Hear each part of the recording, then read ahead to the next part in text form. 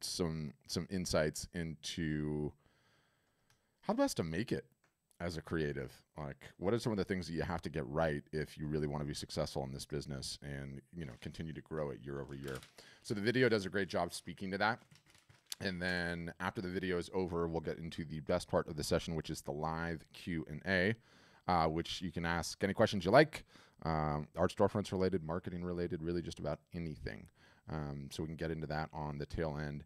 And then just a few quick programming notes. I might cover this in the pre-recorded video. I can't remember if I did or if I didn't, but I'm going to throw a bunch of videos and links and blog posts and the like at you, PDFs and such as we roll along.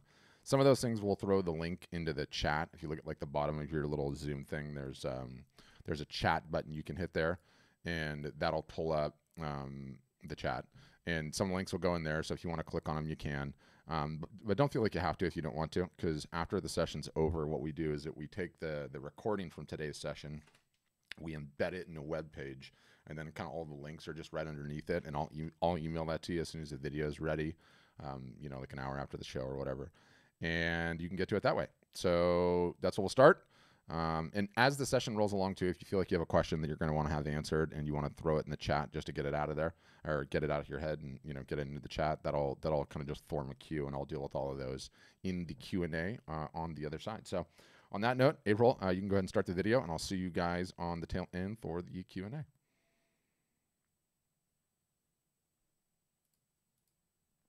My name is Patrick. I run the marketing department here at Art Storefronts. Been doing that for about 6 years now. And that means I've been working on solving the problem that is, how do you sell art or photography by best leveraging marketing and digital marketing in particular.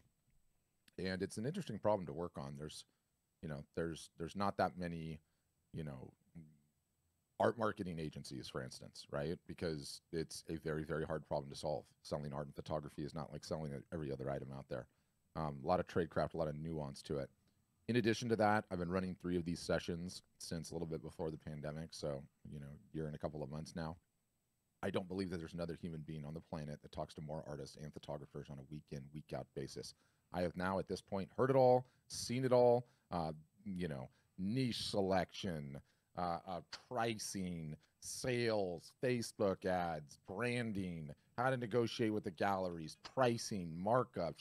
I have heard and been through all of it over the last year. And in addition to that, we have like a little bit over 5,500 customers now. And one of the things that we do a great deal of is studying the ones that sell the best and studying quite in depth. For instance, who's capturing the most emails? How are they doing that? Excuse me. Who is the best on Facebook? Who's the best on Instagram? What are they posting? What kind of activity are they getting there? Who is selling the most art, period? Who is selling the most classes? Who is selling the most originals? Who's selling the most commissions? Metal prints, canvas prints. And you do all of that collectively. And why am I bringing all of this up? I think I can help you. I think today's Q&A after I'm done with the presentation can be insanely valuable. I think if you're struggling with something, I probably have a solution that can put you on the path. And I mean that in the biggest non-sales pitch way ever. I don't care if you ever do business with Art Storefronts, if you ever become a customer. I want the session to be valuable. I want to try to get you on a path to growing your art business to where you want it to be. I honestly believe that I can help you. So the Q&A will happen sort of after the presentation, and love for you to think about whatever questions you have, whether you've never sold your art before and you're just trying to get into it, whether you had robust sales pre-pandemic and the pandemic crushed you, whether you're struggling with a question of niche selection, what style should you be doing, or you're struggling with how to price your work, or you're struggling with how to get attention to your work, which, let's be honest, 100% of you guys are struggling with that. Every single solitary artist and photographer is struggling with that. But point being, have your questions ready, and we'll get into the Q&A after the fact. But I want to start with sort of this new concept that I've come up with, and I call it the art selling pyramid, okay? And I sort of stole it from Maslow's hierarchy of needs. I don't know if you've seen this pyramid, right? But in Maslow's hierarchy of needs, you've got the physiological needs at the bottom, right? And the concept of the pyramid is you have to sort the blocks on the bottom before you can even contemplate sorting the blocks on the top. And the physiological needs are first, right? We have to eat, we have to sleep, we have to do that daily. That has to happen every single solitary day before we can even contemplate working on safety and shelter and money, and then you go up the thing and it's love and belonging and esteem and self-actualization. You can become a great person and all of that jazz. So let me give you the art selling pyramid, okay? Borrowed from Maslow. Same thing, pyramid, got to sort the bottom blocks, up we move. And the bottom block, the first block is attention. And I know, without equivocation, that every single solitary person on this Zoom call has an attention problem. What is attention? It is the eyeballs that you need to be able to sell your work. It is people knowing who you are, seeing your work, interacting with you. And we live in a, you know, in a world right now where attention is the currency of the land. It's not dollars, it's attention. You have the attention, you can do anything. Without it, you're not in the game. Does the best art that's being created get sold? No. The best art that's being created that gets seen gets sold. And attention is every single solitary one of our problems. And just like in Maslow's pyramid, you have to sort it daily. You have to be working on getting more of it daily. It is no different than eating and sleeping. And I look at this little pyramid, and you know, a perfect way for me to explain it. Do you know who some of the most powerful women, not just in the United States are, but in the entire world are? It's the Kardashians. You want to know why? They have attention, okay? Any one of those women, any of those surgically enhanced women, could decide to start painting stick figures tomorrow and sell $35 million worth of art in the first year. Why? Because they have attention, okay? They understood what the currency of the land is. When you have the attention, you can do anything. Attention comes in two forms, rented and owned. Rented are YouTube subscribers and Instagram fans and Facebook followers, any social media followers you have on any of those sites. Why is it rented? It's rented because you don't own it. They can change the rules at any time. Still very important, but it's rented. The other kind of attention, the owned attention, really email addresses most importantly. Secondarily, snail mail. And for some people that do text message marketing, it's phone numbers. But you have to work on building your attention day in, day out. It is a quotidian job. And ultimately, it's the biggest problem that every single solitary one of you on here have. Some of you think you have a website problem. Some of you think you have a pricing problem. Some of you think you have a problem negotiating with galleries. You can't even have any of those problems until you solve the attention problem. The attention problem is the whole ball game. And when you understand it, you start getting intentional. You start working at it. It is no different than eating and sleeping. What did you do to acquire more attention for your work today? If you're not working on that, then you can't even have any of the other problems.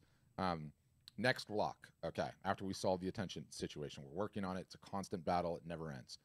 The outside of this block is number 1 and 2 here, and then I'm going to get into the block. Number 1 is the business model, okay? I believe that an artist or a photographer, if they want to build a successful business, has to understand the business model. The business model is selling direct, by which I mean you, the artist, the photographer, selling directly to your end customer. You retain the data on your end customer such that you are able to market to that customer in perpetuity. Many people, the way that the industry worked traditionally forever, it was people that did not retain this information. They sold through galleries, or maybe they did the show in their circuit, but they weren't the best at keeping up with these people and marketing to them in perpetuity. I got this book that I cite all the time, and it's by Weiland. Weiland is the whale guy, okay? And don't worry, I'm going to send you links to this. But he wrote this book. He sells it directly on his website. He's depending on who you talk to, he's the #1 selling artist in the entire United States, probably even the world, to be honest with you, because of his business model and what he's done. And he talks in that book about this concept called a collector list, okay? And for Weiland, a collector list are buyers of his art that sell or that buy in upwards of 7+ pieces over the course of a lifetime. And he treats this collector list like VIP. His collectors might as well be staying in the Four Seasons. He reaches out. He gives them special access to things. He likes their social media posts, and he continues to build that list, okay? And fundamentally, it is one of the single solitary most important things any art or photography business can have. Collectors surface, you market to them in perpetuity, your prices continue to go up, they go along for the ride. Some of these people will buy in upwards of 20 and 30 and 40 pieces throughout the course of your life. And if you are not building that list, it's sort of like you're working a job and you're not putting any money away in a retirement account. It's almost like a 401k that just pays every single solitaire year. And I can go into some detailed examples, but the goal is you come out with a new series. You have a show, right? Whether it's a photographic series or it's the series that you painted. You'll start out, and your collector list will maybe buy 2% of the show or 5% of the show. And your goal is just to build that list such that the percentage of the work that they buy goes up and up and up. And I've seen customers that I've worked with recently where 40 to 50% of the show is bought before anyone even sees it by their collectors, just gone. So you created 20 pieces, 10 are gone instantaneously because you have been cultivating a collector list, because you understand the business model, okay? And it is, I mean, we're going to get into it, but it is so fundamental. And I've been doing this for a long time now, okay? I've talked to a lot of people, and it breaks my damn heart because on a regular basis, people are coming on these calls, okay? And they're in their late 40s, late 50s, late 60s, late 70s. They are at the top of their game. They have honed their craft to the greatest it's ever going to be. And guess what? They didn't understand the business model. And guess what? They didn't keep a collector list. And so guess what? The pandemic hit, and all their offline revenue sources, poof, are gone. And they're coming on this call, and they're going, Patrick, and this is how I envisioned it. They had the corner office, floor to ceiling windows, the giant executive desk, the big leather chair. And I'm telling them, I'm sorry, you're out of there, and you have to go back to the mailroom, and you're pushing the cart because you did not cultivate this list. Okay, you did not keep a collector list. You did not work on your marketing. You did not understand the business model. What do you have now? You have nothing. What are you going to do? What are you going to do? Wait the pandemic out? Like half the galleries are closed. The ones that are still open are renegotiating the split from 50-50 to 60-40 because they have 100 different artists that they want to pick from. Go back on the show and fair circuit. That's wonderful. That does not pay if it's not at 100% attendance. How long is it going to take for the show and fair circuit to get back to 100% attendance? We don't know, but it's not going to be instantaneous, right? So really, really passionate about the business model, really, really passionate about the collector list. I think the minute you understand that, boy, are you in a great place. Boy, are you in a great place. You're building it. It takes time. Okay. That's the outer shell. The inside of the block, 3 ways to sell art. There are 3 ways to sell art. Okay. Every single solitary artist, my argument, and photographer needs to understand the 3 ways to sell art and needs to be applying them in their business. Number 1, best way to sell art. Trick question of sorts. Everyone knows the best way to sell art. It's in person, face to face. It always has been. It always will be. Okay. In person, face to face is the best way to sell art. Anytime you have the ability to sell art that way, you do that. Problem, we are all of us geographically fixed on this planet. We all have to sleep. We can't have 15 conversations at once. So the 3rd way to sell art, and I say 3rd because it's the least important, is via your website. You absolutely have to have a website. The website solves for these problems when you're asleep, 15 people at a time, and for many of the geographic problems. The 2nd way to sell art, okay, the newest way to sell art, the one the entire art selling world is trying to figure out right now, the greatest advancement in selling art since forever is exactly what we're doing right now. It is selling art via live video in either a one-to-one fashion or a one-to-many fashion. A one-to-one fashion, I go to Antonio's website. Antonio, these pieces are very interesting. What is that one behind you? I would like to buy it. Can we talk about it? Antonio goes, Patrick, no problem. Let me set up a Zoom call with you. I'll show you a couple of pieces, and we can talk about it. I can get to know you. That is the one-to-one fashion. The one-to-many fashion, okay, which is mega interesting as well, is this concept of a live art show, okay? And what am I doing? There we go. So I have a couple examples of this I'm going to show. This is a painter in his garage studio. He has some works that he's trying to sell. He is streaming this to Instagram. He is streaming this to Facebook. He's streaming it to YouTube. He is holding the works up. He's talking about them. People can leave comments. They can purchase them. This is one particular type of e-sales. This is a customer and a good friend of ours named Matthew Locke. We've run a number of these different initiatives with him. In addition, okay, to this concept of doing it in your studio, what happens if you have an actual show? He had an actual show in the middle of the pandemic. Now, attendance was limited. A bunch of people couldn't travel, so the attendance to the show was light. He still sold a bunch of stuff. The day after the show, what do? We turn the cameras on. He grabs a glass of wine, wears this ridiculous sleeveless shirt. I always make fun of him for the sleeveless shirts. I can't help it. I think it's funny. And what is he doing? He's walking through the show, and you notice people are leaving leaving comments. We're highlighting the comments. He's walking through the show. He's explaining each of the pieces. Okay. So my point in showing is this is the new, and I've got another one here too. I can rattle through so many examples. This is crazy, but this is absolutely the future of selling art. It is the next best way. And when we contemplate, let me mute this, but I'll just give you something to stare at while I rant here. You know, if selling art in person, face to face, is the best way to sell art, then okay, everything that we do digitally tries to get as close as possible to that. Okay. And what would be the ideal way to sell art? Let's just say it's an art gallery that you have that you own in your hometown. Okay. People can come in, they can get to know you, have a conversation, they can buy the art. For all the people that can't geographically do that, the next best way is this via live video. Again, one-to-one or one-to-many, a group show, right? And it's so close to the real thing. It's amazing. You don't have to leave your hometown. They get to know you. They get to interact with you. They feel like they have a bond with the artist. It is the future, full stop. And what's interesting is the entire world is trying to figure this out right now, okay? The entire art selling world is trying to figure it out. Your industry doesn't have a lot of reports. There's two big ones, okay? There is the Art Market 2021 report. They do one of these each year. It's from Art Basel and UBS. I'm going to send you links to the report. I want you to read it. It's amazing. It's incredible. The disclaimer on it is these guys report on the top 1% of the art selling market, right? Like the highest of the high end. The top auction houses in Christie's, the top auction houses and the top art selling dealers and the top galleries and stuff. But the report is still very, very relevant, okay? And the link we'll send you. You can download the entire report, which I recommend you do. I think you'll find it really insightful. But they have these key findings too, which is like this snazzy little web page they built to talk about it. And so I can go in here, I can explore this thing. They've got some lovely little graphs. But you read this report, and what they call it, and I'll quote, Chapter 5 looks at the online art market and the rapid evolution in sales in 2021. The chapter shows how the dealer sector shifted sales online in 2020 and the development of online viewing rooms, OVRs. Do you know what online viewing rooms are? A snooty way to talk about a Zoom call, okay? A snooty way to talk about exactly what we are doing right here, right now.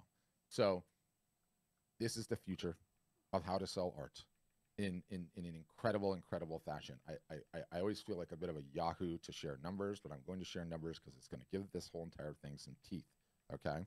So Matthew Laka, longtime customer, great friend, normally does the full dog and pony gallery shows. In the middle, so this was on June 9th, 2020, he did 2 of these over a 15-day period. He sold 62 pieces for a little bit over $30,000 Canadian. From his basement, no 50-50 split, direct, didn't have to leave. This is his garage studio. It's where he paints. Didn't even leave his living room.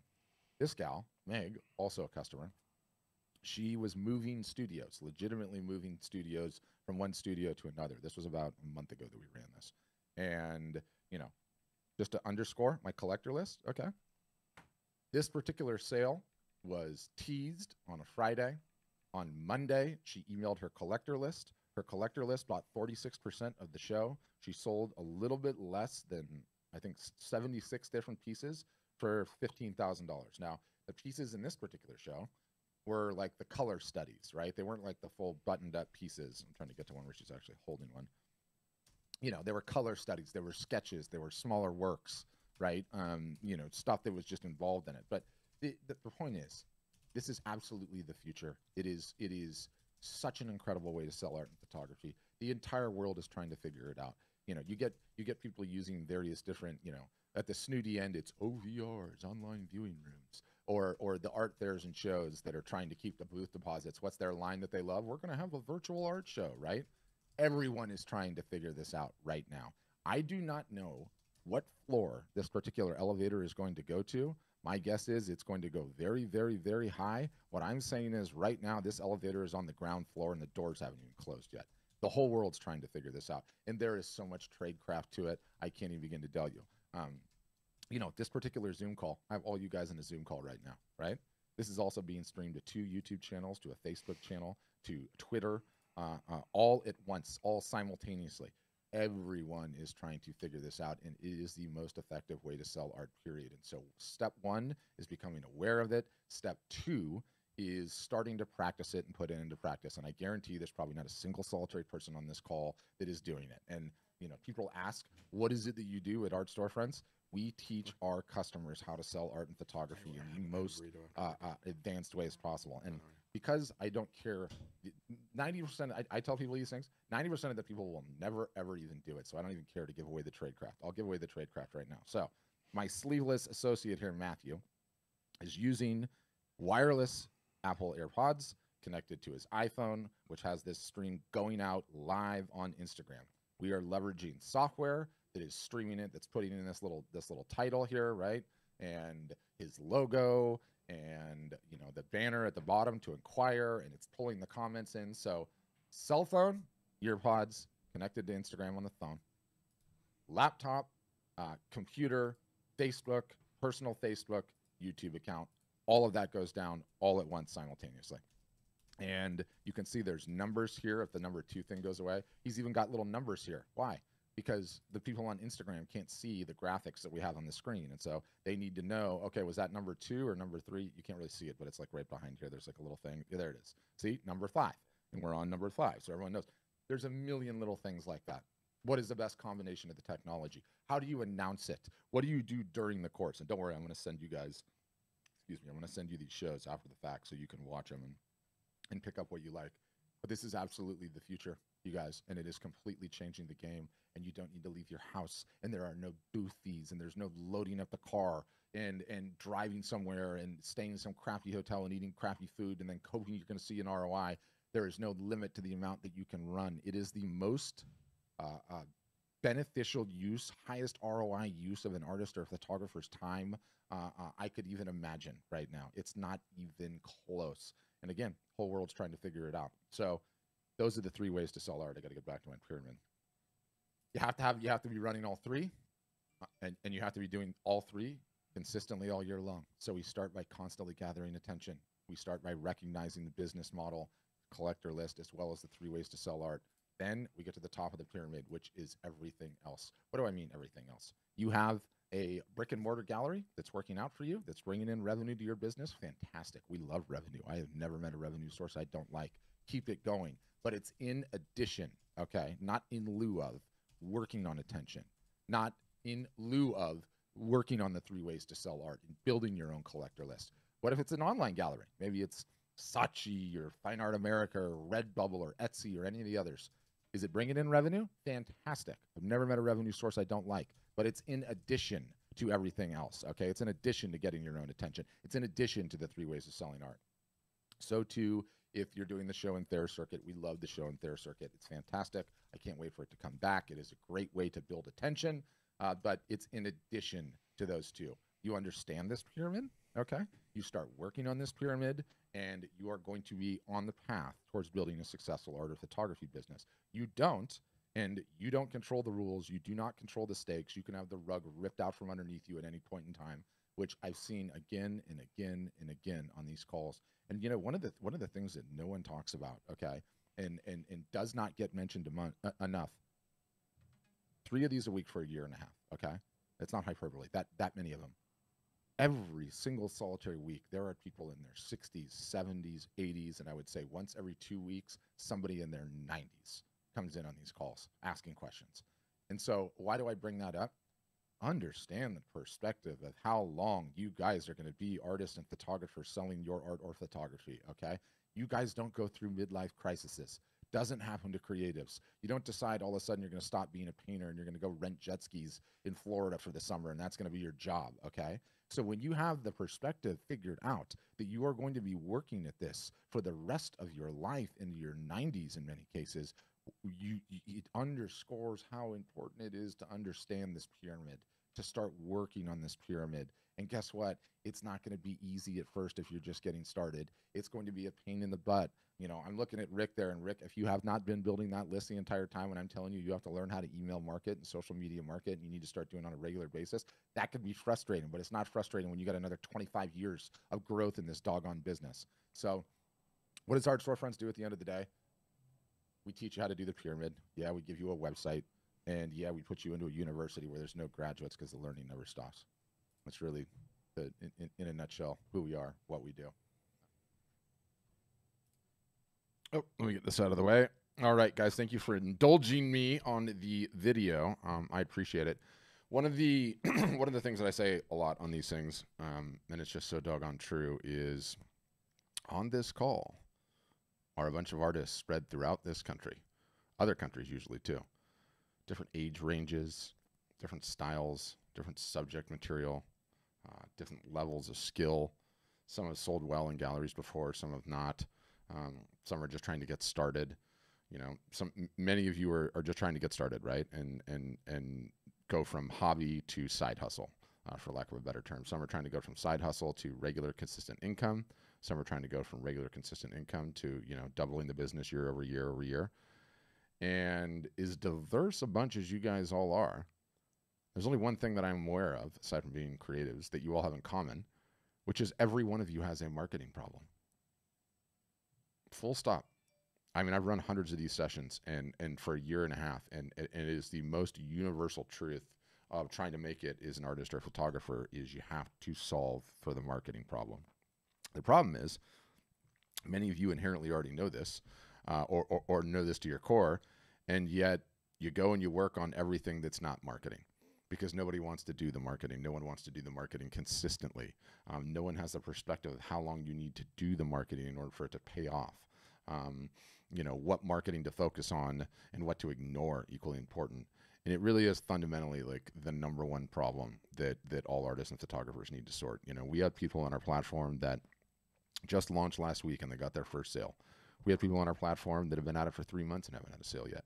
We have people on our platform that are knocking on the $1 million a year in revenue. And what's the only thing that they all have in common?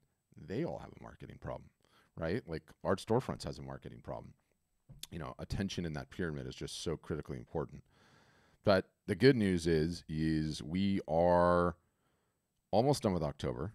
October is the first month in Q4. Q4 is defined as the last 3 months of the year, specifically October, November, December. If we've been doing this for a long time now, Art Storefronts, and if you go back and analyze the data year over year over year, and let's just say, to keep the maths simple, if I took all of the combined artists and photographers on our platform, and let's say in the months of August and September, they sold combined $100,000 a year, right? Or $100,000 a month. What happens in October is that figure doubles. So it goes from $100,000 a month to $200,000 a month. What happens in November is it triples. So it goes from $100,000 a month to $300,000 a month. What happens in December, because of the drop dead date, you know, the drop, like the last date you can get an order in and still ship something by Christmas, it goes down to a 1.5 multiple. So monthly sales as a number goes from 1 to 2 to 3 to 1.5. And it's the biggest art selling and photography selling time of the year. There's nothing else that even comes close. We are now looking at the month of November, which is the biggest one of the entire year.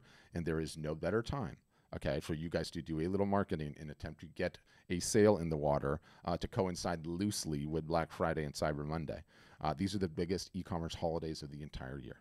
Moreover, every single solitary store, merchant, this, that, and the other is going to be spending more money on ads. They already are. It's already started. More money on ads over the next couple of weeks and months than at any other time all year long. And what that tends to do is, unless you're living under a rock, right, you can't go anywhere without being exposed to this stuff. And what it tends to do is whip all of us consciously, subconsciously into a buying frenzy. Buy now, sale ends tomorrow, buy one, get one free, the BOGO, all these various different things from every single solitary merchant, you know, big, small, the chains, Amazon, Best Buy, Macy's, Neiman's, all the way down to the smaller ones, right? So it's just the best time. You can water ski on all of that demand, all of that FOMO, all of that interest in just purchasing and buying a tent that gets turned up. So it's an extremely exciting time to be contemplating selling your art of photography. There is no better time per year, all year long, that comes around like this. So it's very important to understand that and how critical of a time it is. So it's exciting. We're already seeing in our data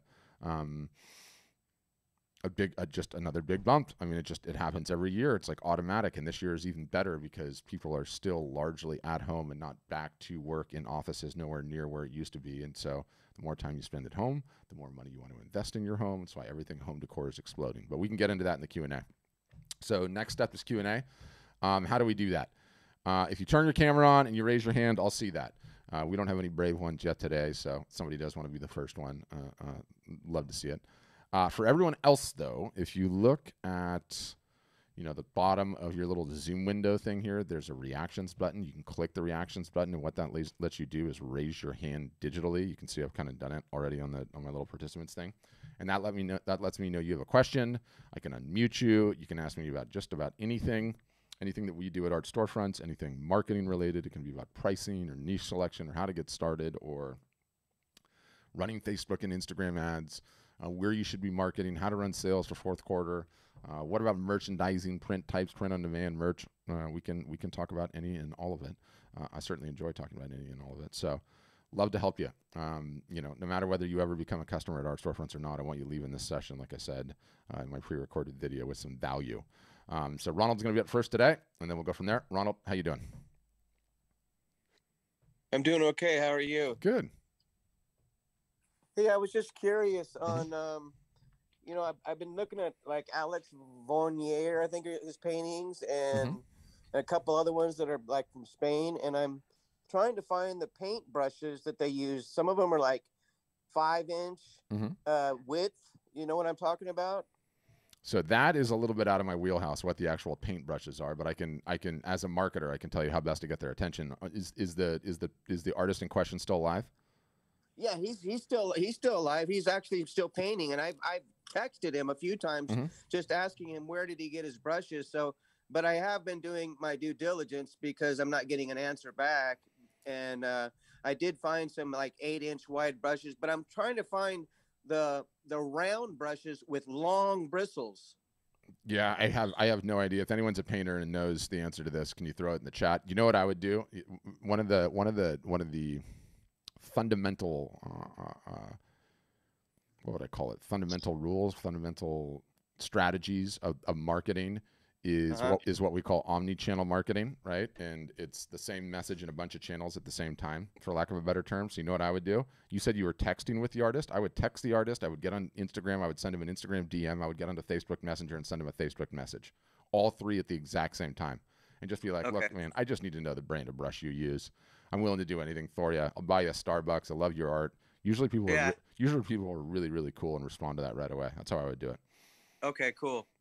Thank you very much. I appreciate that. Other than that, if you don't get any response, I found some at least 5, 6, 7-inch ones at Amazon, and then there's one brush I took a picture of. It's a round one, but I have to ask. I don't know where I saw it. It was a custom made round long brush. Yeah, somebody's got to know what they're using. So, I'm sure you'll find out. I love that you thought I would know. I am so worthless with a brush. I couldn't even begin to tell you. I mean, I couldn't even paint my name. But thanks for the question, Ronald. I appreciate it. Hey, no problem, man. And I'll be a member here soon. I just want to get some inventory up. For sure. I understand. That's dangerous though, Ronald. Why? And it's hard for me to give you this answer because it's the right answer, because it sounds self-serving and it's easy to approach it cynically. But let's say I don't care if you sign up with us or not, but here's what happens. I will just get launched when, and here's some of the things that get in there. When I have enough inventory, when I figure out what my niche is going to be, when I get all my work photographed, when I get my bank account and my logo and everything else done. And what I see time and time again is the hours turn into days, turn into weeks, turn into months. Yeah. How's that art career coming? You don't start taking some forward steps, you're never going to be there. And I always reference this quote because I love it. And it's a guy that started LinkedIn. And he sold it to Microsoft, whatever. He's like a legendary entrepreneur. And he's got this quote: if you're not embarrassed by your first version, you've launched too late. Oh, okay. Well, so food for thought. I'm definitely a beginner, but I've done very well and I've got a lot of comments. So I thought, I'm going to go along with this. And then I saw those paintings, but I hear what you're saying exactly. Yeah. And, Just maybe somehow give I can, yourself I like, can. I understand wanting to build up some inventory. All you need to start is one. And I really like, again, I I mean that have from like more a, than one. yeah, I mean that from a really good place. It doesn't matter if you sign up with us, but just don't wait. Don't wait. Because what happens is, how can I explain it? Like, I'm just going to get going and get some inventory built up. Once I have some inventory, then I'll start working on my marketing. Well, you could be working on stuff that nobody For wants, yeah, right? And, right, and you'll never know until you get it in front of those eyeballs, right? And so what right, happens is a lot of times people will get started, get the stuff in front of some eyeballs. They'll be like, nah, I don't really want that. I'm cool with that. I'm cool with that. And then you'll get an idea to go in a different direction. And then that different direction is your home run. But you'll never know. You'll never know until you right. get it in front of the eyeballs and start testing. Okay, okay. So, what's your suggestion then? Get Start now. Yes, start now. Okay. Can, If you sold your art to people not named mom, dad, brother, sister, family, friends, how do you? no, I haven't. But I've got a lot of comments saying I know, beautiful work. Ronald. I know, Ronald. I know, and I love those comments too. But if I came to your house right now, picked you up, drove you down to the ATM, said, "Show me the button on the ATM machine, Ronald, that says comments or likes or shares," Yeah, right? yeah, I hear you. If you No. next time you get a comment, be like, Uh-huh. "That's awesome. I really appreciate that. How much would you be willing to pay for it?" Yeah, there you go. Okay, another question. Yeah. Since I paint, obviously. Mm-hmm. Do I sell my originals or do I do prints? Early on, any and all of the above. Anyone that's Okay. willing to give you money for your creations early on, we will take it. Okay. But you get the work photographed. So I recant my earlier advice because the first thing you need to do is you need to sell the artwork to strangers. So what I would recommend you do is paint a couple of pieces, go get a booth at a local fair, show, farmer's market, Yeah. or you can go guerrilla style and just set it up on a busy street and don't even ask permission and see if you can't. I'm not kidding. So and see if you can't sell some. And if you can sell some, then you can have a marketing problem like all the rest of us, and you're ready to go. But you need to Well, you need to do that first. Being in Las Vegas, I think I can sell something. Oh, they have like that whole. Somebody was just telling me about this huge art show thing that they have on a regular basis on some street in Vegas. So Oh, really? yeah, go do that. Okay, I'm going to definitely do that. Definitely. Good. And I will do that. and while you're there, just go. How the hell do I find this brush? Probably somebody will be able to tell you there too. There you go. How do I just get you at Patrick at artstorefronts.com? That's my email. You got it. And then I can email you if I have any more questions or anything later on. You can. Patrick, you're awesome, man. This is beautiful. It's just, I'm disabled recently, and Sorry to hear that. And well, it is what it is, and I take it for what it's worth. But I said I have to do something, so I started painting. My first one is like, it looks like a first grader, but my last one is like, wow. Boom. You could have a new calling. I also, Ronald, I threw a link to the art validation strategy. It's how to tell if your artwork will sell. It'll give you some good initial thoughts, and I threw that in the chat for you. So click on that thing, and go get into that show. I think it'll be a big deal. Okay, next up is Deb, and then it'll go Lauren. So Deb, go ahead. Okay, first of all, I got to your seminar today a little late. Missed the first 20 minutes, so okay. I have a feeling I missed a lot of good stuff, and I'd like to know how to get back into another one. Yeah, we're gonna send you a replay of what you missed after the fact. So okay. Yeah, I would just watch it. Yeah. Great. My second question is approximately how much money do I need to get started with this? Well, for us, our cheapest plan starts at a little bit under. Well, I don't know. We've gone over how like the whole pricing thing and everything works, but our cheapest plan starts at I think $999 down, and then it's like $49 a month, I believe. Okay. And sort of you hear that and you're like, wait a minute, that sounds really expensive. What the hell do these people even offer? And the big picture, just to say it succinctly, is you don't have a website problem, you have a marketing problem. So you can fix the website problem for free. You could go out and get a WordPress site or this site or that site or the other site, but you don't have a website problem. You do that and nothing's going to change in your business until you start actively marketing. So the fee that we charge goes to pay for all the humans on my marketing team that will be teaching you for the rest of your life how to market. Okay, so you pretty much hold my hand and get me going with all I need to. Oh, we have so much hand holding I can't even begin to tell you. And it never stops. It literally never stops. I use this analogy because it's so true. Like the prospect of becoming a successful artist is no different than the prospect of losing weight. And we all know instinctively, like, if we need to lose weight, we have to attack it 2 ways: diet and exercise, right? Otherwise, it's never going to happen. So to make it a successful artist, you have to be taught how to market, and then you need to have the emotional support that goes with it, right? Like, you know, when you're just like, oh my gosh, this is killing me.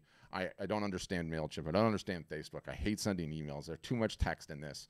What's the best time to run a live art show? You always ask all these questions of yourself, and you need emotional support there too. So in terms of hand holding, like I call it all emotional support. It's everything from like the tech support to the don't worry, it's very normal to be extremely frustrated at this stuff. It's brand new. It gets easier. And then, you know, you're also with a huge group of your peers doing the same thing. So that's really helpful too.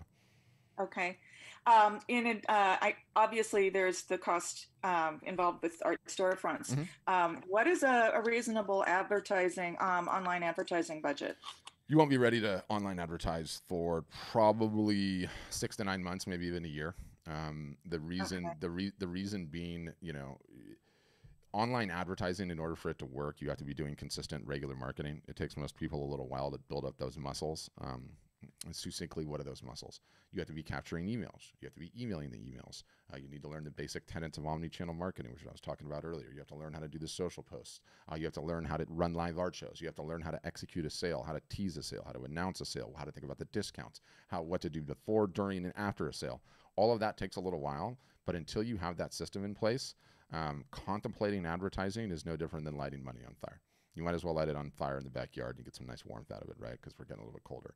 So that's the good news. We save you from you know, throwing money at advertising, which is like what everyone wants to do early on, but it's complete failure unless you get these systems in place. That's number one. So the only additional cost that you really have early on is we do a bunch of tricky stuff with like print giveaways and sometimes merch giveaways to incentivize people to sign up for your list and these various other things. And so you'll spend some money on prints, but it's minimal. It's like a couple $100. And you all do all that printing and all as well? Oh yeah.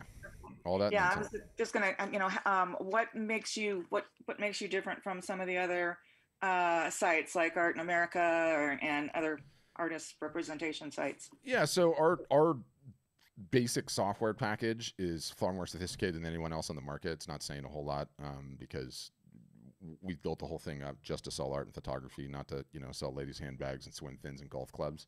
So we have all these bells and whistles and advanced features, all of which is awesome. But in addition to that, like, you know, again, I could be the genie in the lamp and come out right now and go, Deb, you tell me where you want me to drop it. I'll drop your entire art business on any website platform anywhere in the world. It'll be done in a snap. Do you know what's going to change in your business? Nothing. Because you don't have a website problem. You have a marketing problem, right? So it's the marketing. Yeah. Okay. So that's your niche is helping us do the marketing. Yep. I mean, it's both. Okay. Our website solution is better than everyone else's too. It's not hyperbole. You can look at feature for feature, but again, it's, you know, it's like having a Ferrari in your driveway with no gas in the tank. It's like a fancy lawn ornament until you sort the marketing. The marketing's a gas. Okay. All right. Yeah. Patrick, I'm really new. What is your role in the company? I run the marketing department. You run the marketing department. Yeah, okay. Yeah, okay. All right. Years. Great. Thank you. And yeah, the next thing to do, Deb, is get a demo, and so you can see it before you make any decisions. The demo is like a 1-hour Zoom session with our outreach team. In fact, they're actually running one live today. I think at 3 p.m. PST, 5 p.m. CST, 6 p.m. EST. I hate that whole mental time zone exercise. Okay. So we can do that, but you get to see all the bells and the whistles and the software and go over the pricing and the plans and all of that, and then, you know, you have all the tools in your hand to make a decision. Okay. All right. Great. I'll look for that. Okay. Thanks, Deb. Thank you. All right, Lauren, this is the first time you're not in a coffee shop or wandering the streets. It's only because I have meetings. Yeah. Quiet today. Yeah. So 2 questions. Yes. One, and I think I told you this before, I come from an ad agency. I come from an advertising background. Yeah. Because of that, I'm very hardened to it. I think most of the stuff it's annoying. It's annoying. Yes, it so is. The idea of being annoying is annoying. And I understand the concept. Like I said, I come from this world. I get it. Yeah. And I'm sure part of the answer is I kind of find my sweet spot, like where, okay, hey, this is what's working for me. But, and maybe this is just a mental block I need to get over, but it just seems annoying to just be bombarding people with, hey, watch me live. Like, it just seems annoying and also a little inauthentic because I don't know. I'm struggling with that. That's what I've been struggling with for years, quite honestly. I don't find you to be annoying. I find you to be quite charming. Okay, Lauren. No, it's like when you sit there and you think about what you're going to be putting out and what you're doing, it fundamentally comes down to, do you believe in you? Because I believe in you, Lauren. Okay. So when you just get past it, you get past it. It's a mental block that's stuck in your mind, right? Like, you know, you want to talk about annoying? Are you on our email list? Now that's annoying. How many emails we send? That's annoying, but we still do it because it's effective. You have to be contrarian about it. You won't end up being annoying. You're going to end up doing you, and you're going to fall into the sweet spot that feels right. It's like, you know, also the annoying thing, the trap of it is, as marketers, we fall into this like mental fallacy, this trap that we think everything that we put out, everyone sees. Nothing could be further from the truth. No one sees it. Absolutely no one is seeing it. That's the way you think about it. And so you start doing one thing, and then you start doing another, and then you add and add and add, and you're like, oh my gosh, I'm so annoying. But then when you realize that's the only way to get attention in today's day and age, this, you know, everything is just so bifurcated in terms of attention, where it is, what they're doing, cat videos, Instagram, this app, that app, the other app, that, you know, you'll get past this very, very quickly. It's a mental block. Trust me. It's just a thing that's stuck in your brain. And then my second question is about price point. Yes. So like one of the things that I've learned with, you know, if we have a new client, one of the pitfalls a lot of like our new brand teams will come into is they're like, okay, yeah, no, sure, we can get it done for that amount, and it's a lower amount. Then the client is always expecting a lower amount. Yes. So I do understand the whole, you know, you can grow with it at the same time. Like the more you're selling, the more your price point can rise. But at the same time, if you do position yourself at a low enough price point, it's like that is kind of what you're seen as versus, I guess, what is your thinking in terms of price point? Because that's something where like I've recently graduated, at least personally, with what I'm comfortable with like my low price point. So now I'm at like my mid price point. What I really want to be pricing stuff at is higher. And here's the thing too. This is not probably ever going to be completely my bread and butter, but so I'm not needing the money out of it. So that's why I'm like, I can create a game out of it. So I guess, do you think, and I do understand I'm not going to be selling as much if I'm selling for the high price point, at least to start. But do you think that that's a silly way of looking at it? Oh, 100%, 100%. Pricing is like another one of these traps that everyone falls into. And so I find that like a really good mental way of thinking about things in business is ask yourself the question, is the decision I'm about to make a reversible decision or not? Okay. So if you set your price at X, is that a reversible decision or not? Can you change that the next day? Yes. Yeah, you can. So don't stress about it.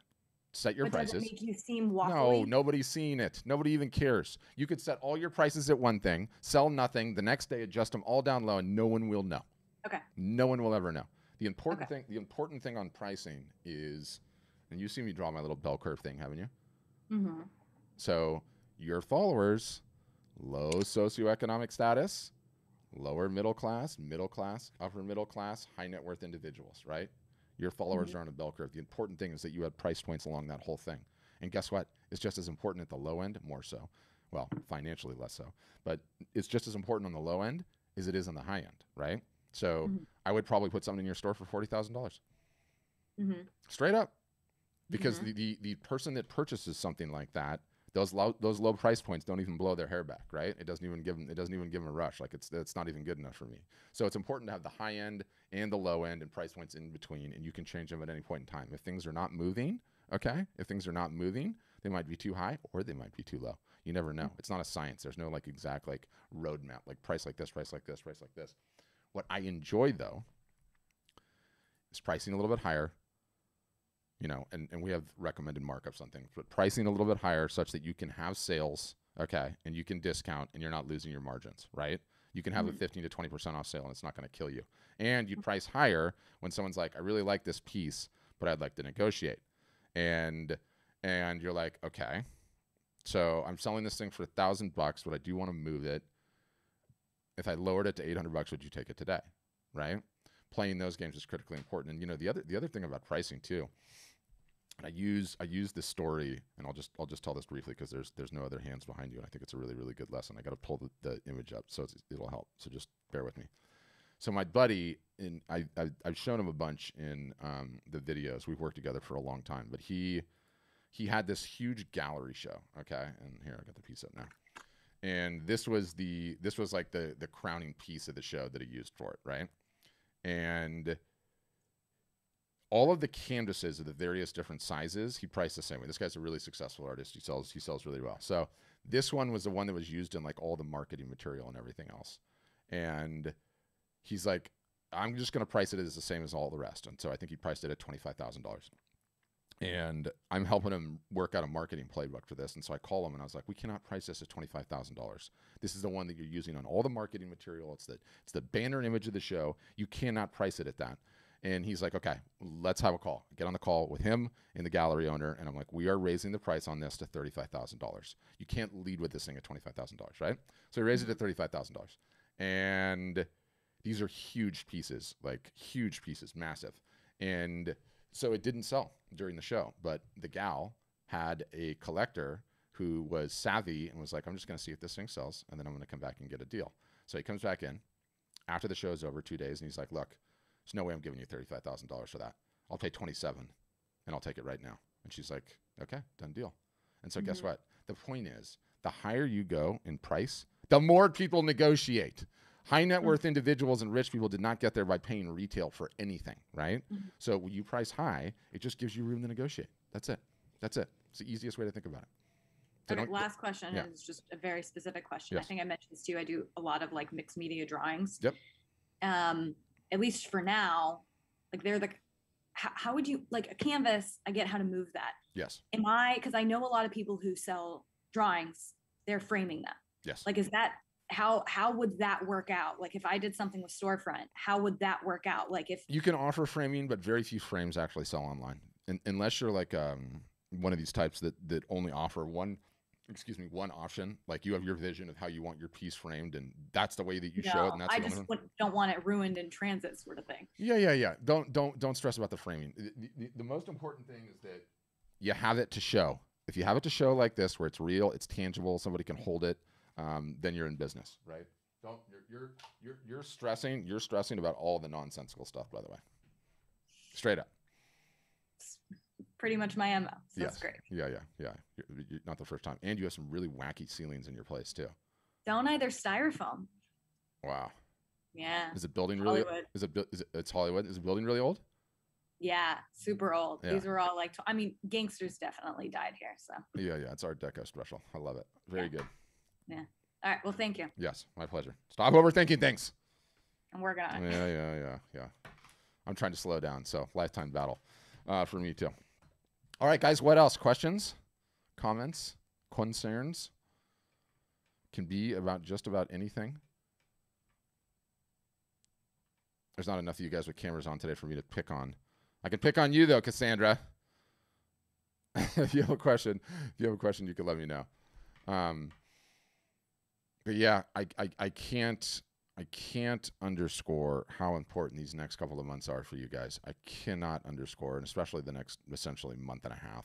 I'm a little bit worried with this whole like infrastructure crisis. I live in Southern California, and I can like take a 5-minute walk to the beach and see all of the 115 container ships just sitting there. And I'm worried that shipping is going to be very, very slow. And so if shipping is very, very slow, then we're going to get into a situation where if you want to get a gift that's going to arrive under the tree, that damn order might have to go in by like December 10th, right? Or December 12th, whereas it used to be like December 20th. So anyway, Q4 is upon us. Very, very important time. I have a really, really good video on merchandising I recorded a couple of weeks ago. April, will you throw that in the chat and just make sure we email it to him after the fact? I want all of you guys to check it out because it'll really help you as you. Okay, great. April's got it in the chat. It'll really help you think through, especially if you're going to be running any live art shows, how to approach it, how important it is to have the pieces and be able to show the pieces in your marketing, and don't just be showing 2D images all the time. So that's what I would say. What else? I'm trying to think if there's anything else. Did I cover everything else? So if this is your first time and you're like, okay, I just found out about you guys today. This is awesome, but you know, I need some time. Totally understand that. Don't worry about it. But if you're like, yeah, this sounds pretty interesting, informative, I actually do kind of want to see the software, you can do that today. We're having a Zoom session like this. We don't normally do it, but because it's the end of the month and, you know, the month ends on Friday, right? We get a ton more people that want to take the test drive without being able to schedule it in the month and take advantage of the sale because we have a big sale going on. So you can essentially have the one-on-one experience as a group, and you can do it today. It's running 3 p.m. Pacific, 5 p.m. CST, and 6 p.m. EST. And it'll be a Zoom session just like this, except the screen share will walk you through all the software, all the bells and whistles, all the marketing, all the pricing, and you can ask the same kind of questions and do everything else. So April will put some links in the chat for that. Should be an awesome session. And yeah, I think that's what I have. Oh yeah, so it's in the link tree. You can click on that and get in there. And then, you know, you don't have to get on the phone with anybody, which in today's day and age, some people are just horrified of getting on the phone. I totally get that. In fact, the sheer number of spam calls that I'm getting on my cell phone these days, I mean, I'm telling you, I'm going to snap one of these times and drive to this person's house and find out who they are. I mean, I know it's just companies and like robo stuff, but driving me nuts. The spam calls, killing me. Oh, okay. Dara's got a call. Go ahead, Dara. Did I have Dara and I lost her? I thought your hand was up, Dara. So if you have a question, I'm unmuting you. You just have to hit your mic icon and you can ask. Okay. Can you hear me now? Yeah, sure can. Okay, great. So I did get a demo the other day, okay. But what I'm still a little bit unclear on is that I feel like I haven't seen enough variety of what the websites could actually look like. I love this question. And I'm not like, I know that you kind of push the very store looking one because it sells the best, but if I don't want it to be so store looking and I want it to be a little more artsy or elegant, I don't think I've seen any examples of that. Yep, we can certainly show you a couple, but there's an extreme level of purpose in what we do, and it's extreme. It's backed by data that you can only get from selling hundreds of thousands of dollars of art, millions of dollars of art actually at this point. I'm kidding. And I'm going to give you the long version, okay? So one of the things that we do, myself, members of my marketing team, is we look at the people that request demos, right? And that little annoying form asks you to put in your website address and will you check out my website, right? And so I say that to say I've looked at so many different websites from various different artists, and I see sliders and all these multiple different colors and these weird fonts here or there and things moving around, and your creative artist brains love doing those things and think this is the best way to show myself and reflect myself, and that is just a trap that you fall into. And everything that we attempt to do, and I mean this not just at Art Storefronts, but to effectively sell things online, everything that we want to do is we want to duplicate as close as possible the real world experience, okay? And so track with me on this for a second. The best way to sell art is in person, face to face, right? Better still, it would be in person, face to face in an art gallery. That is what everyone that buys art assumes the best, the most elegant experience. You walk into a nice art gallery and it's beautiful. Name me an art gallery, Dara, that you walk into that has a bunch of goofy colors and huge fonts and things scrolling along and wacky nonsense on the wall. They don't exist for a purpose. Every single solitary art gallery, you couldn't even say what was inside of it. It's just a bunch of blank white walls, and then the art is front and center. So I totally agree with you on that. And I also don't like the sites that have all kinds of things going on. I just feel like some of the sites I've seen, I don't know how to say it, the actual shopping carts and buttons and everything are so prominent that I feel like the art is not as prominent. So I would want something very simple that actually reflects like the style of my work, which is very simple. Yeah. And not just like saying I know you're here just because I want you to buy something. I want somebody to be there for multiple reasons. And one of the important reasons is to buy something, excuse me, but there's also other things behind my art. Yeah, we have some other templates, you know, that are within each one of the website builders where you can show things off in various different ways. But the stores are designed intentionally 100% to be extremely effective at commerce. There's Is no there two any ways way to about that. see the different templates before I sign up? Yeah, they should have. Did you ask him to do that on the demo? And he's like, no. No, he like went through some things, but it was so fast that Yeah, I couldn't it's really it's a lot. see. It's a lot to take in for sure.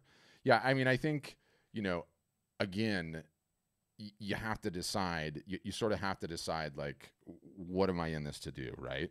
Because our contention is our job is to make you as successful as possible, right? And so we take all the latest and greatest, best data that we have on how to sell art online and what actually works to move the product, and we build that into our sites. Now, our sites have blogs. Our sites have these things called experience pages, where you can make various other different things. But they're designed, and I'm attempting to pull it up, so just bear with me here. They're designed, our sites, like, on purpose to look extremely minimalist, no different than the experience in an art gallery, right? Why isn't that pulling up? There we go. You know, white, minimal fonts. The art is front and center. That's what you're looking at the entire time, and it's for a reason. Like, this completely imitates, you know, mimics the art gallery experience, right? Like, white walls, very simple minimalist fonts. Art is front and center the entire time.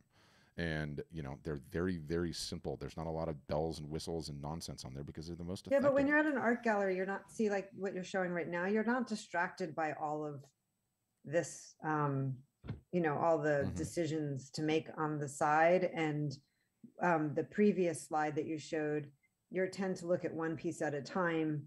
You're not looking at everything all at once.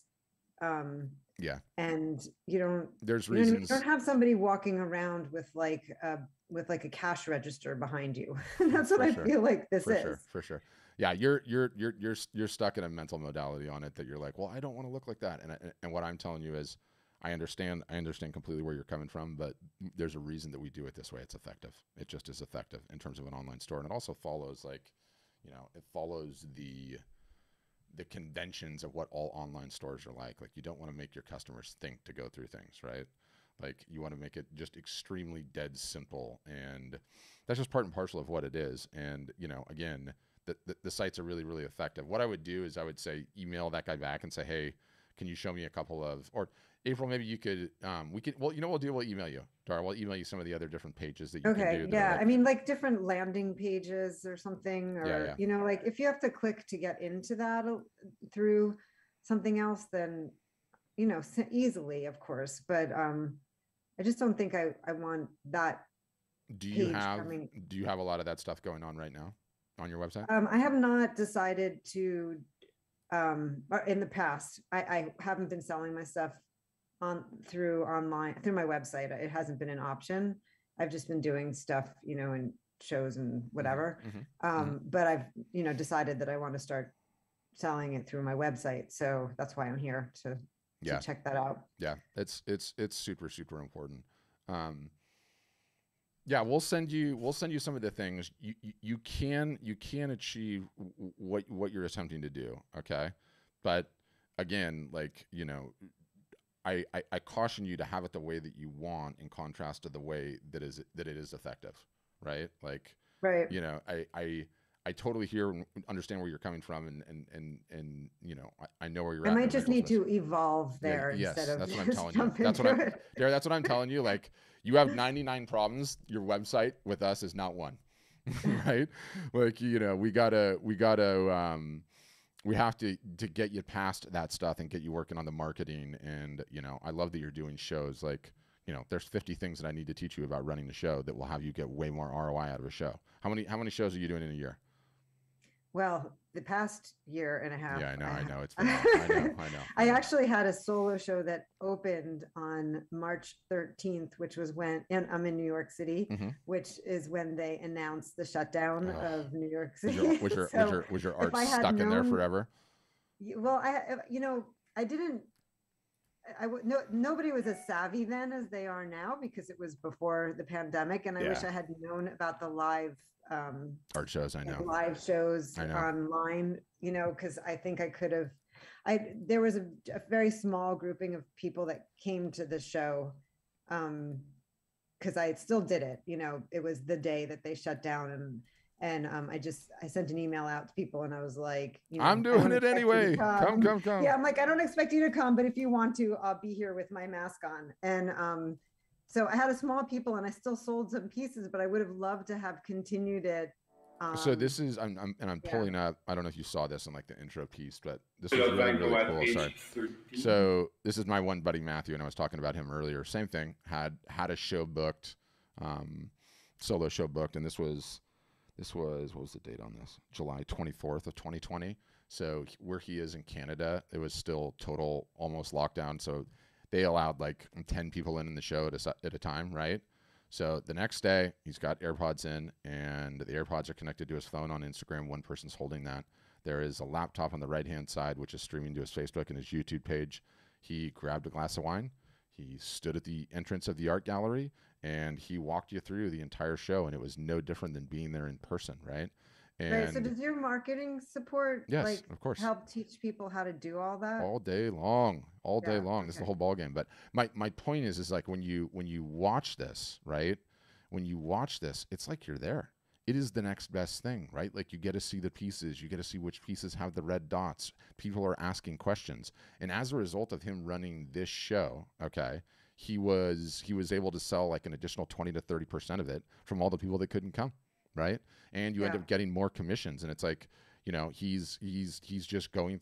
It's the next best thing. This is honestly the future of selling art to such an extent I can't even begin to tell you how like profoundly effective it is. And I'll give you another example because I didn't show this in the thing. Just bear with me. Sorry, I wasn't ready to do this. I should have been prepared on my toes. Of course, I can't type. So let me show you. I got to get into this. And obviously, I don't have my picture up because I'm shy in front of the camera. So we all are. We all are. I hate being on video. I am mortified of being on video. Right. So I want to show you this because I think it's amazing. Like, and this will just give you a. Am I in the wrong? We have so many YouTube accounts. I'm in the wrong account. Hold on, just bear with me. I need to be in that one. Hold on. Playlists. I'm gonna walk you through something, okay? And I want you just to stick with me, okay? We've run hundreds of these for our customers, right? And taught them. And do you know what I'm gonna do as I go through this? You know what you're gonna notice, Dara? They're all normal looking people just like us. They live in normal houses, okay? They're not $1 million crazy fancy art gallery, this, that, and the others, right? They all wear normal clothes. The lighting is equally crappy for everyone, right? The audio quality is equally crappy for everyone, right? They're all just, I've never, my point is, oh, well, that's distasteful. The point is, I've never seen anything this effective for selling art and photography in my life of doing this, okay? And I was in Facebook ads in like, I must have been 2012. Not even then was that is effective. And I'll give you some real world examples, okay? Some awesome real world examples. And let me just show you. So early on when we were learning this is, I'm just gonna go through them quickly, okay? This is Carol Walker. She's a wild horse photographer that lives in Colorado. And wild horses, just not to get too far into it, but there's still wild horses in the western United States. The ranchers and the farmers want to get rid of them. And so there's like this big scandal about like, do you kill the horses or not? And so it's a hot button issue. But first show, June 1st, okay? Second show, June 21st. That's the same show. Hold on. Is that the same show? Second show, June. Oh, no. Third show, March. First show is March. I'm trying to just like look at the dates. Why does it say June 1st? It was March. I think I have an upload thing. But anyway, third show, okay? Third show. And I want to show you the results because I have the results. This was the third one, and this one she did like in conjunction with a charity. So I'm going to share the numbers in a second, which is a little bonkers. So check out this page, okay? I designed this page from scratch, had them coded up for me. And it's a live art show page. And the idea is that you don't know this because you haven't run one yet, but everyone thinks like, oh my gosh, the live art show, the whole thing happens for the people that are going to show up live, right? Wrong. Wrong. It's just as important afterwards for all the people that couldn't attend the live show. And so you need a page. You need a page when you're streaming on Instagram, when you're streaming on Facebook, when you're streaming on YouTube, saying, hey, if you're interested in the pieces, come here, right? So you notice this page, no header, okay? There's nowhere to click. All there is a shopping cart, a share button. You can't click here. Title of the show, okay? And then this is my favorite part. I have this like little widget where you grab all of the images that you're going to have in the show, okay? And you can see all of her pieces here. She had a whole bunch. You upload them all at once. It instantaneously populates this entire grid, okay? You give the image a title. You can say what media type it is and what size it is, and then check this out. So you're on your show, and you're like, okay, you know, let me get her where it's cool to see it visually. So like, okay, so let's say she's, come on, Carol, grab one. What is that? Hold on. Grab one of the pieces. Of course, it's just impossible. Okay, there we go. So, you know, she's holding a piece, and let's just say you're on Facebook, you're Instagram. So this is number 12, the Wild Blue Roan Stallion Small Metal Print, number 12. And so if I'm watching this either during or before or after the fact, I come right in and I go buy now and I click the button. This one's already sold, so I can't show you. But look at how cool this is. So buy now, they're not going through some 27 check process. Credit card, pay now, done. And this thing can use Apple Pay, Google Pay, PayPal. There's like lightning quick checkout too. I have to fill this out, unfortunately, to do it. How do you deal with the shipping costs? Is that added afterwards? Three different ways. Three different ways to do it. And it's just on a case by case basis. Like some people include the shipping in it. Yeah. Some people include the shipping in it. Okay. And you just set a baseline shipping, and on some you take it in the shorts. With some you make way more money than it costs to ship. And on balance, you're okay. Some, depending, you can say shipping to be determined after the fact, right? And you get the sale, you book the business, the credit card comes in, and then you contact the buyer after the fact for the sale. But let me show you the numbers. These numbers are going to blow you away. These numbers blow me away. I mean, Carol, it's not like Carol is like a pro at live art shows or anything else. Okay, so here's the 3 shows in the 3 dates. So I was kind of showing them to you. Now they're all in her like little studio that she's got, and she's got a lot of inventory, which is helpful in her case. But first show, March 24th, okay? This was of this year, but, you know, still pandemic raging a little bit. $1,800, she sold 6 pieces, average order value $303. First one, super nervous, tech issues, all of it. Second show, okay? June 21st. 49 pieces sold, $6,688, average order value $136. This show, 10/7, the last one, she did 27,000. 119 pieces sold, average order value $228. And that's her third one. And she didn't have to leave her house. And it's no 50-50 split with any gallery owner, right? Like, it is profound. So I mean, that's only as good as the number of eyeballs watching. And one of the things I'm having a problem with is that I feel like I've plateaued at my network of people I'm reaching. So because you're not doing active marketing. You got to do active marketing. Right. So what are the things that you guys help us with to expand that network of people? Yeah. So we teach you how to do all of it, and it's all of the above, right? And like, you know, I run through the macro, but you need to learn how to capture emails, okay? You need to learn how to email the emails. You need to learn how to do omni-channel marketing, in which your email message dovetails with your social message so that they ignore your email. They see the social post. They go, oh, I'm going to go check the email. And they check the email. You have to learn how to run live art shows, and we walk you through all the mechanics of how to do that. You need to learn how to execute a sale. And you guys suck at running sales. You've never been taught, right? You need to have a discount. But how does that bring in new eyeballs? So all of the outbound marketing that we teach brings in new eyeballs. A lot of the regular social media marketing brings in new eyeballs. A lot of running the live art shows brings in new eyeballs. All of it brings in new eyeballs. Once you sold a certain threshold, we get you into Facebook and Instagram ads. And let's use the example of a show, right? So you have a show in person, and you've been doing that for a while, but you haven't been running the correct playbook in which you get the most ROI. So let's talk about what the correct playbook is. You get into the booth. You've paid the booth fees. You have a fishbowl and or clipboard and or iPad up front with a print and balloons. It says, win this print, show special only, fill out your email, put it in the sheet. So everyone fills out the emails in the sheet. You go from doing shows where you got almost no emails to now you're doing shows and you're getting 30, 40, 50, 60, 70, 80, 100 emails. After the show ends, you email all those folks and you say, here's the winner. Congratulations to so-and-so. For everyone else, I don't ever win anything either. And so I wanted to extend you a special deal store-wide, 48 hours, take 20% off store-wide. That's that. Also, when you're in the booth, you're running live art shows. Hey guys, I'm down here at such and such. I know many of you cannot attend locally, so here's my booth. I wanted you to show you the setup. Want to let you know just because you can't get here doesn't mean you can't purchase any of the stuff behind me. I'm running a special on that as well. Here's the discount code and such, right? So all of a sudden, every single solitary show you go to, instead of collecting no emails, you're banking more and more and more emails. In addition to that, our software has why am I blanking the term? What are the little codes that we scan that are on all the restaurant menus? QR codes. QR? So our software has QR codes for any store, any item in your store, period.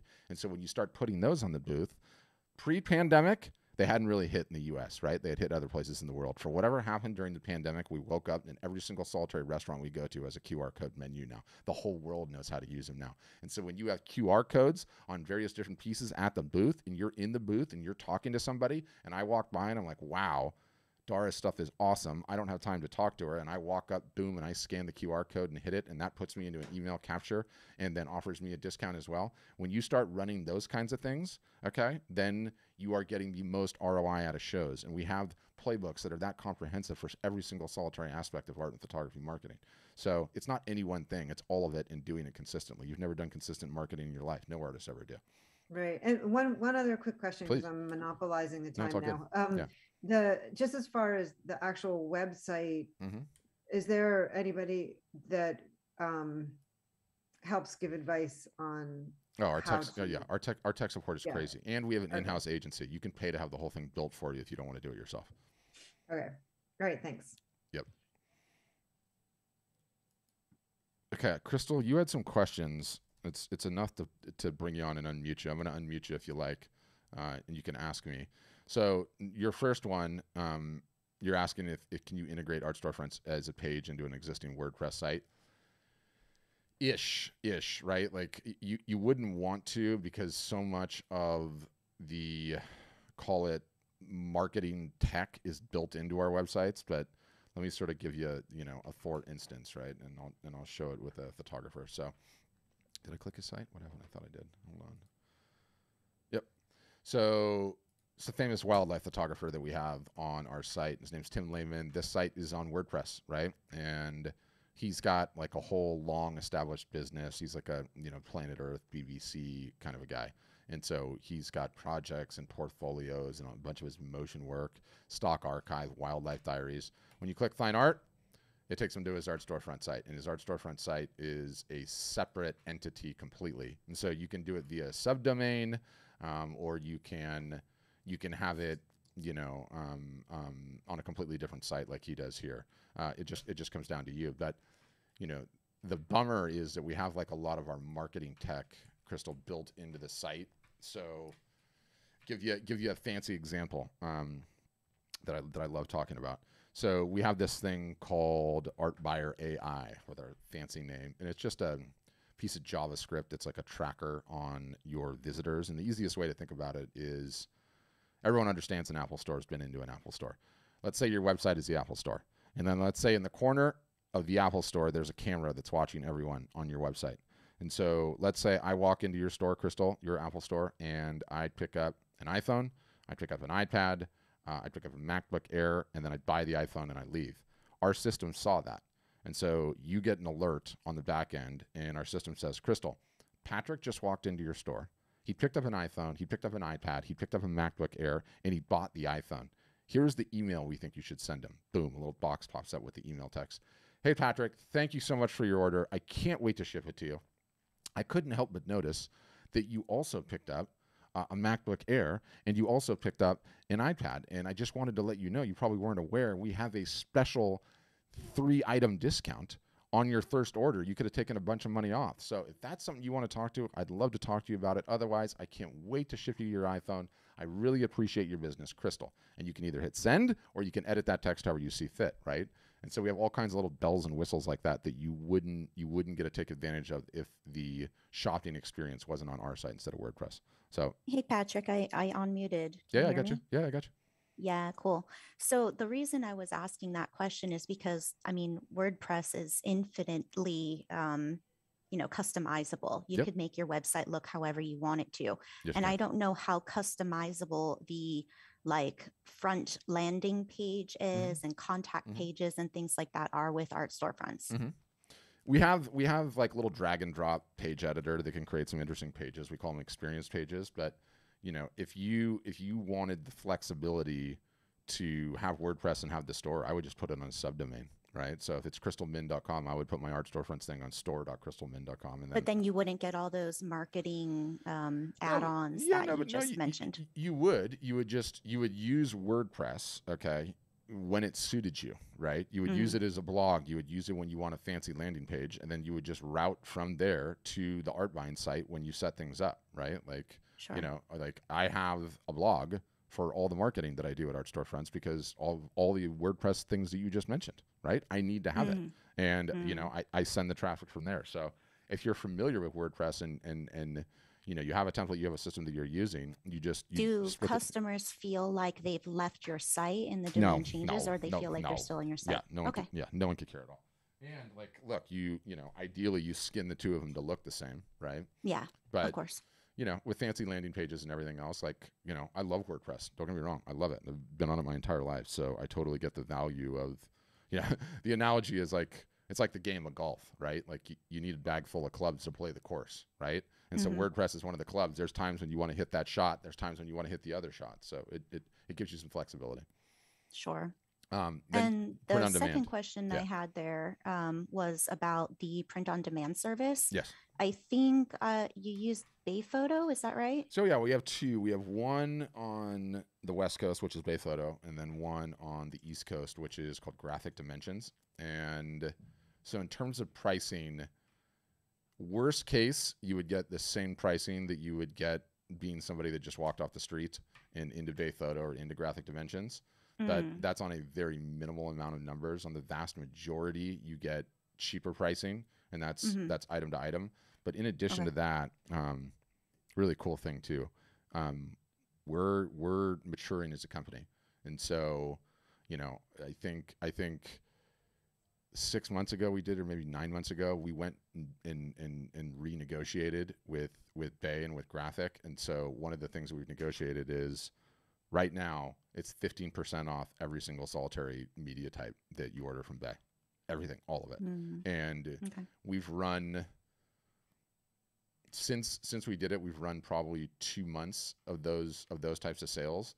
And so what we found advantageous for us to do is, like, right now it's Q4, right? And Q4 is when people need to have inventory and when people need to buy samples for live art shows, and they need to start shipping, the orders from these early sales that they're running. And so we just put that 15% discount on, and it happens automatically. So you're getting significantly cheaper pricing when that happens than you could. I'm asking because I use a few different vendors, or I've used different companies to purchase prints and order prints through. They all have different base pricing, and I wasn't sure if there was like a markup built into the base pricing because of their association with Art Storefronts. Yeah, no, there's so like my base price will be higher with you guys than with one of the other people. No.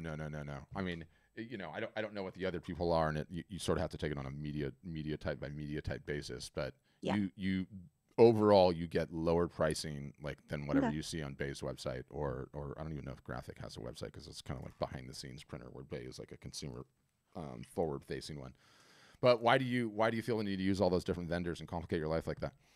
Oh, no, I don't. That's why I'm looking to switch to something more, all in one, like Art Storefronts. I'm going to go to the demo that you have later on this afternoon and take a look at, a walkthrough of the actual website. But yeah, I've been looking at you guys for some time because I am a little bit like all over the place, using one person for this product, another person for that product. It's infuriating. Yeah, it's infuriating. And the other thing about it too, like Crystal, where I sit, is I know conclusively that every moment of your time that you spend on admin related to this printer, that printer, sending the order, send me the sample, did it ship, here, customer, here's the tracking number, is all time that you are not spending on your marketing. And that means your business is fundamentally not growing, right?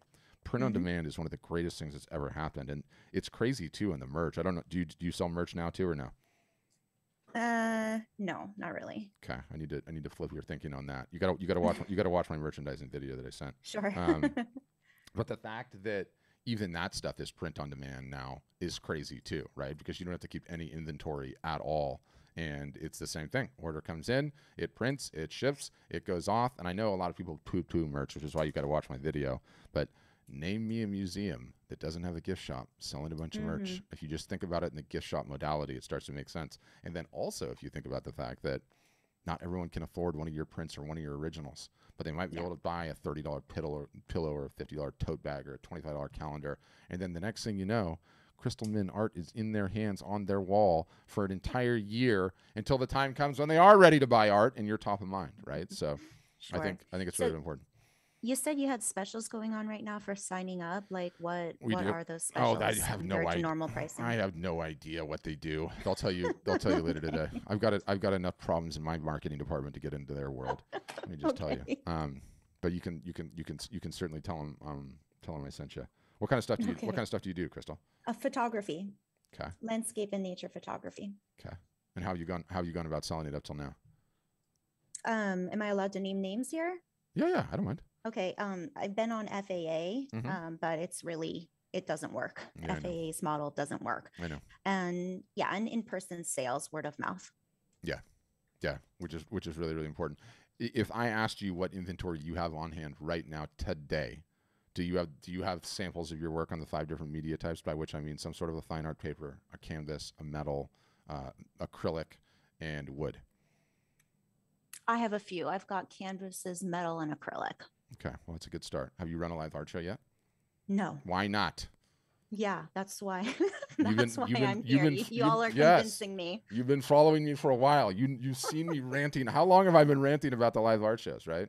I don't know. I get a lot of emails like you were talking about before. Oh God, we're the worst. I mean, we are the worst. I'm working on it. Okay, I'm trying to sort it, because it's just, you fall into this trap of like, this is effective, this is effective, this is effective, and then I look in the mirror like, nobody wants this much email ever. I definitely don't want this much email. And then you hear me complaining about spam calls on my phone. I want to find these people. But yeah, I want you to run a live art show this weekend. And I want you to commit to running one this weekend. Wow, I don't think I can do that, because like I said, all of my products are from different vendors, and like I don't want to be showing a product that's not what it's going to look like. Doesn't matter. It doesn't matter. They're similar enough. They will never know. No one but you knows. The green could be off by 2. I get so infuriated by the print permanence. No one even knows. Your customers don't even know the damn difference between the media types, Crystal. Yeah, they have no idea. That's true. They have no idea. That's true. We're just consumers. We have no idea. We want to get one of your cool photographs. I want you to run a live art show this weekend. I want you to call it your pre-Black Friday art show, and you're clearing out all the various different inventory you have, and you're going to make sure that you can get things shipped before Christmas and the coming pending infrastructure crisis hits. Yeah. You're like, yeah, I know I need to do it. No kidding. But that's what we do, right? We don't just teach you to do these things. We follow it up with consistent needling and harassment, which is really, really important. I like it. Yeah. Cool. Thanks for the information. Yeah, my pleasure. And we'll see on the demo later today. I'm not sure who's running it. I think our resident Q. I don't know. I'll find out who it is. But yeah. All right. Yeah, I'll be on there. Thanks. Right. Thanks, Crystal. Okay, guys. What else? Questions? I'm running out of gas. Was there another question? I feel like there was another question. Who was it? No, that was it, I think. Yes. Thank you, Eleanor. Appreciate that. What else? I don't know. I think that's it. I think there's enough. I think we can leave it there. Thanks, guys, for attending. Thanks for sticking through all the way till the end. Like I said, you can watch the demo a little bit later today, which will be really, really cool. What else? Yeah, I want you guys to run live art shows starting immediately. I'm not kidding. It's not hyperbole on that. The results are just fucking staggering. They're like nothing I've ever seen. Maybe I'll send you a page. I have like a quick start guide to how to do it too, by the way. Maybe I'll send that to you. But okay, I'm out of gas. I appreciate all of you. Thanks for sticking in. Thanks for listening. Thanks for asking the awesome questions. Go and see a demo. If you don't see a demo and you're going to stick it out on your own, fine. Do not, okay, let Q4 come and go where you do not attempt to at least do some marketing. Let people know you exist and attempt to sell your art, you guys. There is no better time of year. This is it. Comes around once a year. It's here now. So that's what I'd say. But all right, I think we leave it there. You guys, I appreciate you. I'll send you an email with this video and any and all links. And yeah, hope to see you on the inside. All right, bye guys.